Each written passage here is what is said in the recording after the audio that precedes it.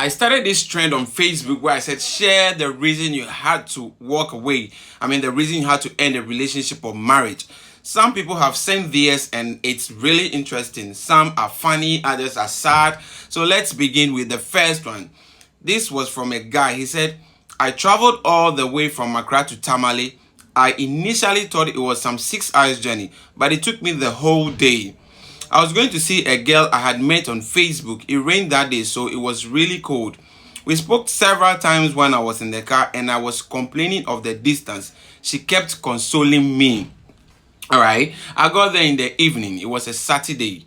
When I called again, a man answered and warned me never to call his girlfriend again. Bro, okay. I didn't know anybody nor anywhere. The money I had on me was just transportation back to Accra. I waited for about an hour and called again, and the man answered again, threatening to find me and beat me. I went to sleep at the station and got into the first car back to Accra. I was so hurt and disappointed. I didn't see the girl nor find a place to stay. She called 3 days later to apologize. I almost bit off her ears on the phone. I never spoke to her again. Jamila, you will never know peace. Wait, Jamila will know peace. It is you who decided to travel all the way to Accra to meet a girl you had just met on the internet. Bro, why would you do that? Okay, so let's hear the next one. This is from a guy. He says, I was dating this girl for just 3 weeks. Anytime I called her, she let her sister talk to me also. One day, they invited me over to their place. I was in the room. We ate and watched a movie. Then my girl asked me to come to her room. She started caressing me and it led to us having sex for the first time. She stopped me in the middle of the sex and said, can you fuck my sister when we finish? She's been single for a long time and I think she likes you. Really? Wait. So I said no, but she didn't say anything. Right after we were done, she left and her sister walked in while I was still dressing up. Then she said she was ready. I told her I couldn't do it and they didn't understand.